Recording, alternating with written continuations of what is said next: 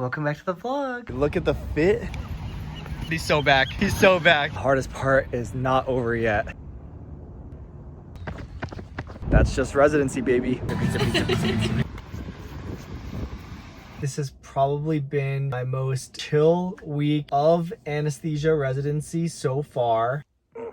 Welcome back, vlog. It's time for another week in residency. Hey, Chippy. Say welcome back to the vlog. Fit check of the day. A little different. I'll explain later. Let's go to work. My puppies.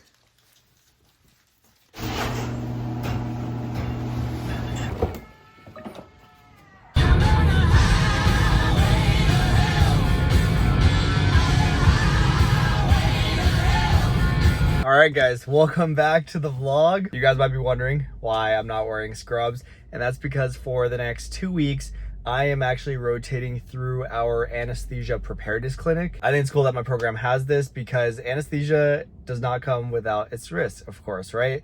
And so optimizing a patient's anesthetic plan is very key to a successful surgery. This rotation should also be very useful to me as far as my own ability to come up with anesthetic plans for my patients moving forward, especially for the more complex ones. But I'm actually not completely out of the OR right now because I have this clinic all week, and then Saturday I'm on OR call. So that's 24 hours in-house into Sunday. So gonna be a long week. My next day off is pretty much not until next Sunday, and even then it's a post-call day. So technically my next scheduled day off is the weekend after that. So it's gonna be a long couple of weeks. I'll talk more about this rotation throughout the vlog because today's my first day, so I need to figure out how things are gonna work. So I'll keep you guys updated. Anyway, I'm already halfway through my Celsius, and I think the clinic doors open in like 5 or 10 minutes, so I'll catch you guys later. I already hate the fact that I'm not wearing scrubs. I miss those baggy things. Also, the quote of the week is, if you want to get to where you're going, you got to walk away from where you've been. From Winnie the Pooh, and the way I'm applying it is, I really liked ICU. I really wish I could stay, but if I want to continue my training, become a better anesthesiologist, then I've got to walk away, go to the next rotation. Anyway, let's have a good day.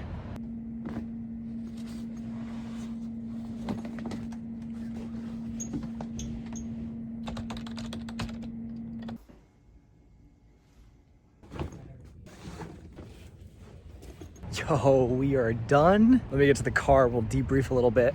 All right, guys, like I said, I am done for the morning. Not too bad, honestly. At this point in my training, I've done a fair amount of clinic. And so the outpatient clinic routine was not unfamiliar to me. I just had to kind of get the hang of the process of seeing pre-operative anesthesia patients, which is actually totally fine because when I'm in the OR, I have to pre-op my patients and chart review them the day before the cases anyway.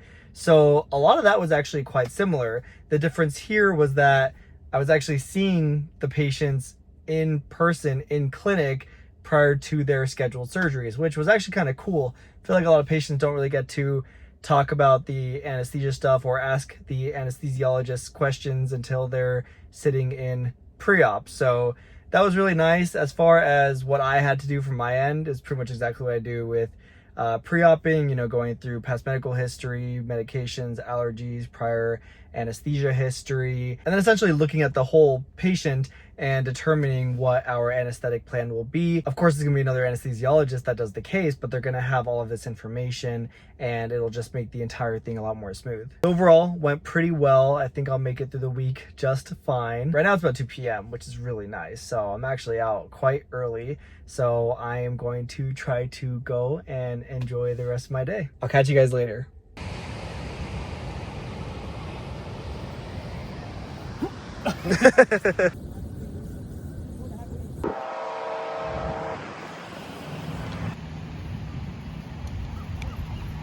Oh my God, he's so back.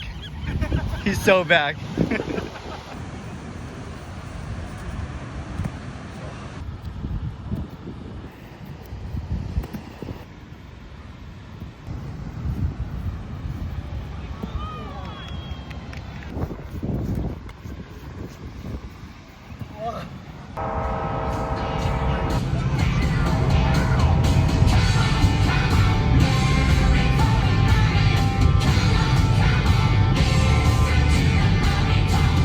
Morning, guys. Happy Tuesday. Look at the fit right now. Also, should I get a haircut?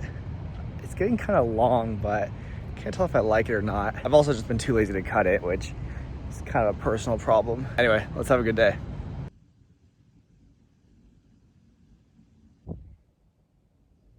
This is so funny. I never thought I'd be in a clinic setting with one of these bad boys ever again. Kind of shows how residents have to really just jump around to different settings and how important it is to have all these various fields in which we do our training to ultimately be very competent physicians. Yo, we are done. And now your boy's going home. A wild Eddie has appeared.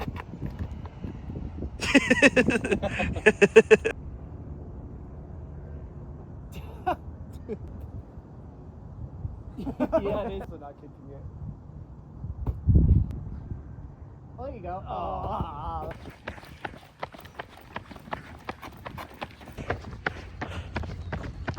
Nice.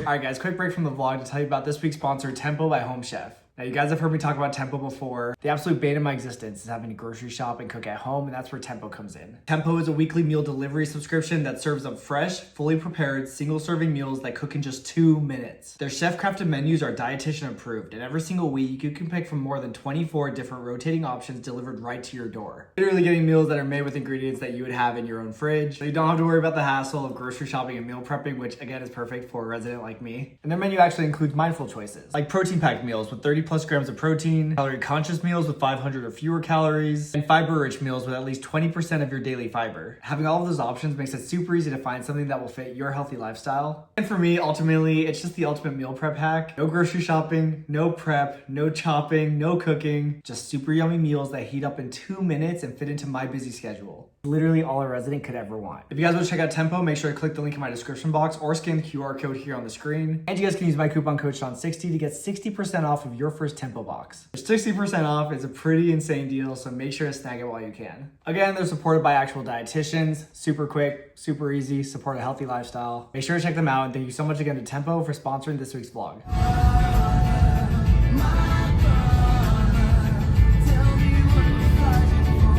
Morning, guys. Happy Wednesday. Back for another morning in the clinic. We do have grand rounds today, which we do every single Wednesday from 6:30 a.m. to 7:30 a.m. And then my first clinic patients at 8 o'clock. So busy morning. Grand rounds are something that pretty much every program does. For my program, it typically involves going through some lectures for the first third of it and then doing some relevant patient cases related to that lecture. I think today we're talking about heart failure and pulmonary hypertension in our obstetric patients. Then I'll go to clinic, see some patients through the morning and early afternoon, and that should be it for the day. As the week goes on, I'm getting a little bit more nervous because Saturday I have an anesthesia call shift, which I haven't done an anesthesia 24 since August, since I've been in the ICU for the past month. And just generally, I haven't been in the OR since then either, since the end of August. So, a little nervous. Luckily, we're still doing buddy call. So, I'll have a co-CA1 and a senior there. But still a bit nervous because I've been out of the OR for a little while. Oh well, that is a problem for future Sean. For now, I have to head to grand round. So, I'll catch you guys later. Lately, I've been back on a Monster Energy kick, which I know. You guys are already telling me, don't drink it. Been kind of off my coffee wave lately for some reason. I should get back to that, but I've been really craving Monster lately. This one is supported by Father of Alpacas. Thank you for the buy me a coffee. I appreciate it. Have a good day.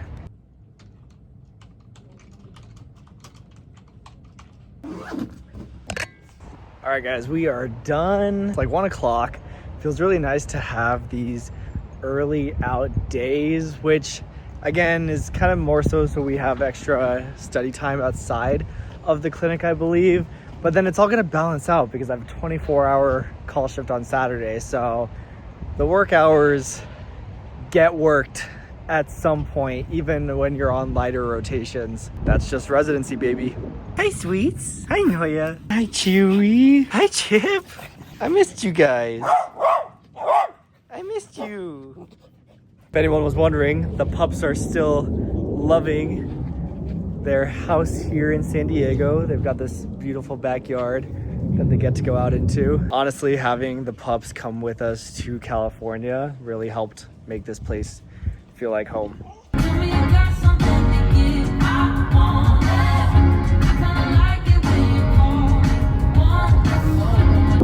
All right, another day done, baby. Let me get to the car and we'll talk a little bit. Okay, so I'm back in my car. Like I said, another good day in the clinic. It's actually like 3:30. This is the latest that I've been in clinic so far this week. I actually got to work with the director of the clinic today, and there's actually a chance that she's watching this vlog. And if you are, hi, thanks for a good day. One of the reasons I'm here a little bit later is because we actually did a lot of teaching throughout the day, which in residency, what you'll see is that it's not just us showing up, seeing patients, and going home. There's a lot of teaching throughout besides just our didactic sessions that are formally hosted. So for example, I had a patient today that is having a particular surgery and they've got a history of severe COPD. So while I was staffing that patient with my attending, we discussed how that COPD will affect our anesthetic care, of course. And she actually let me borrow this textbook, which is going to be a really good resource for looking at coexisting conditions and how they can affect our anesthesia care. She has assigned me to read the COPD chapter because, again, it's relevant to a patient that we saw today. One of the things that medical research actually aims to do is to create tools that allow us to determine patients' risk factors, either going into surgery or having post-operative complications. So for example, I was able to use the NISQIP calculator, which basically allows us to determine patients' risk of post-operative complications. And I was able to show that to the patient and say, hey, like, you know, here's the population average risk of developing X, Y, and Z post-operative complications. Here's yours. And it gives us some percentage in some sort of confidence interval, all based on tons and tons of research that has allowed us to validate these tools. So that's really nice because it means a lot to patients to have actual numbers and percentages of, you know, various risk factors and complication chances. And you have to look at the individual, of course, not just the population as a whole, but these numbers are meaningful because, again, most people are going to fall within those population ranges. That's why we do these really big research studies and develop these tools. Anyway, it's a pretty good day overall. It's 3:30, like I said, so I'm gonna head home and enjoy the rest of my day. So I'll catch you guys later. Morning, guys. Happy Friday. I wish I could say it's the end of my week, but I've got my OR call shift tomorrow, so the hardest part is not over yet. For now, though, let's have a good Friday.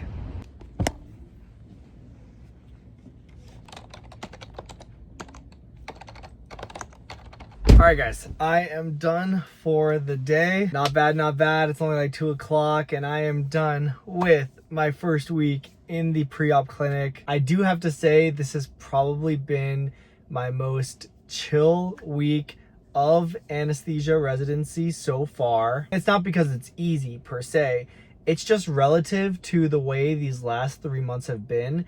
This week is just objectively more chill. You have to think that since July 1st, we hit the ground running. I was in the OR every single day pretty much through all of July and August. And then going into September, I started a month in the neurocritical ICU where I was doing 12-hour days, 24-hour days. I've literally done 5 24-hour shifts this month alone. The OR was very physically demanding. Anesthesia is such a physical specialty. You're doing so many procedures, lines, grabbing, drawing up, giving medications.